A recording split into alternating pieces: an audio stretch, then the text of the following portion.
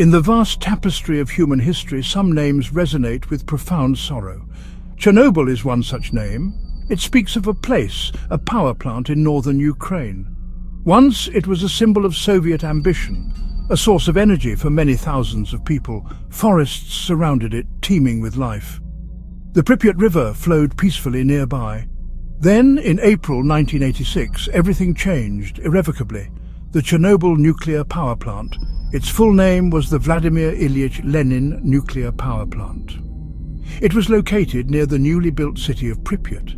This city housed the workers and their families.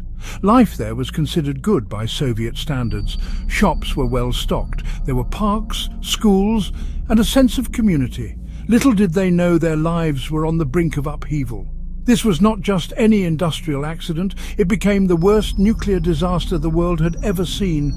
The name Chernobyl now stands as a stark warning, a reminder of the immense power humanity wields and the terrible consequences when that power is mishandled. We must learn from them. The heart of the Chernobyl plant was its 4 RBMK-1000 reactors. These were a Soviet design, powerful and large. They produced a significant portion of Ukraine's electricity.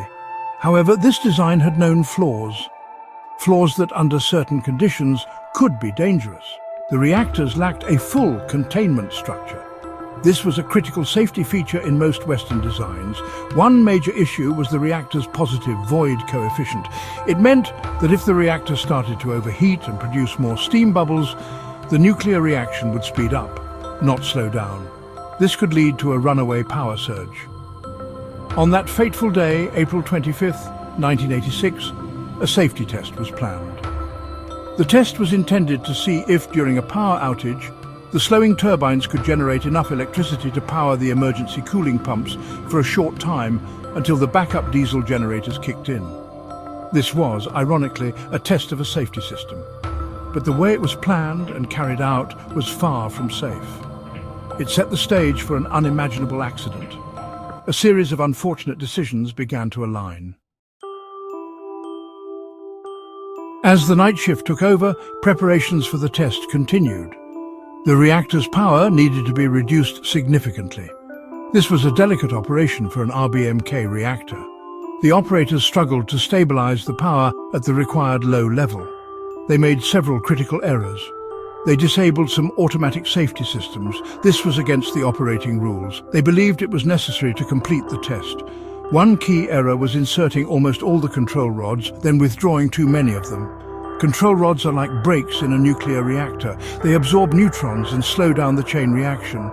With so few rods remaining in the core, the operators had very little ability to quickly shut down the reactor if something went wrong. The reactor was now in an extremely unstable state. The operators, under pressure to complete the test, continued with the procedure. They were unaware of the true extent of the danger.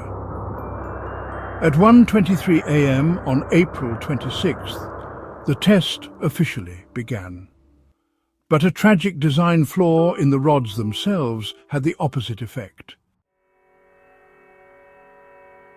The emergency shutdown attempt tragically worsened the situation. The tips of the control rods were made of graphite. As they entered the core, they briefly displaced water. This momentarily increased the reactivity in the lower part of the core. It was the final trigger for a catastrophic power spike. The reactor's power surged to many times its design capacity. Within seconds, immense heat and pressure built up. The fuel channels ruptured. Then, 2 massive explosions rocked the plant. The first was a steam explosion. It blew the 2,000-ton lid clean off the reactor. This exposed the glowing reactor core to the atmosphere. A few seconds later, a second, more powerful explosion occurred. This was likely a hydrogen explosion or a nuclear excursion. It ejected burning graphite and reactor fuel far into the air. The reactor building was devastated. The explosions released a colossal plume of radioactive material. This deadly cloud rose high into the night sky. It contained isotopes like iodine-131, cesium-137 and strontium-90. Carried by the wind, the radioactive particles began to spread. First over the local area, then across Ukraine, Belarus and Russia, eventually reaching as far as Western Europe and Scandinavia. The scale of the contamination was unprecedented. The disaster was only just beginning to unfold. In the immediate aftermath of the explosions, chaos reigned. The first to respond were the plant's own firefighters. They were stationed at the power plant itself. They heard the explosions and saw the flames. They rushed towards Unit 4, unaware of the lethal radiation. They thought it was an ordinary electrical fire. They had no special protective gear for a nuclear inferno, just their courage and their duty. These brave men climbed onto the burning roofs. They battled the flames engulfing the reactor building and the turbine hall. Their priority was to prevent the fire from spreading to the adjacent Unit 3 reactor, which was still operating. If that reactor had been breached, the catastrophe would have been even worse. They pumped water onto the fires, often standing in highly radioactive debris. Many received fatal doses of radiation within minutes. They were true heroes, sacrificing themselves to contain the unimaginable. Plant workers also showed immense bravery. Engineers and technicians who were on shift risked their lives to try and understand what had happened. They manually opened valves to feed water to the damaged reactor. Their actions, though often futile against the scale of the disaster, were heroic. In the nearby city of Pripyat, life went on as usual for many hours after the explosion. Residents were unaware of the invisible danger surrounding them. Children played outside, people went about their daily routines.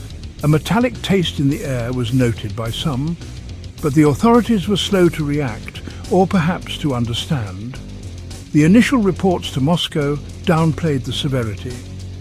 Secrecy was a deeply ingrained habit in the Soviet system. It was not until the morning of April 27th, more than 36 hours after the explosion, that the decision to evacuate Pripyat was finally made. Radiation levels in the city were rising dangerously. The announcement came suddenly. Residents were told to pack only essential belongings. They were informed it would be a temporary measure, for perhaps 3 days. They would never return to their homes. A fleet of over 1,000 buses was assembled from Kiev and surrounding regions. The evacuation of Pripyat's nearly 50,000 inhabitants began in the early afternoon. It was an orderly yet deeply unsettling exodus. Pripyat became a ghost city, frozen in time. The Chernobyl disaster unleashed a vast quantity of radioactive isotopes.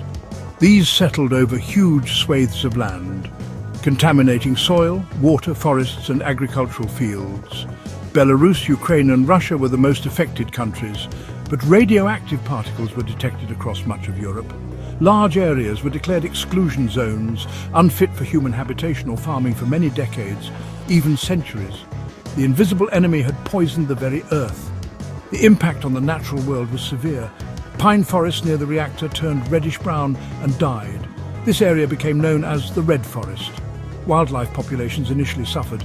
Animals showed signs of radiation sickness, mutations, and reduced reproduction. Rivers and lakes became contaminated. Fish accumulated radioactive substances in their bodies. The delicate balance of ecosystems was profoundly disturbed. The Chernobyl disaster was a profound shock to the Soviet system. Initially, authorities tried to conceal the scale of the accident, both from their own citizens and the outside world. It took 2 days for Sweden to detect high radiation levels and to force Moscow to admit what had happened. This secrecy eroded public trust and highlighted the dangers of a closed society when dealing with such a critical event. The disaster became a catalyst for change. Mikhail Gorbachev, the Soviet leader at the time, later cited Chernobyl as a key factor that spurred his policies of glasnost, openness and perestroika, restructuring. The need for transparency became undeniable. The accident exposed systemic weaknesses in Soviet technology, safety culture and crisis management.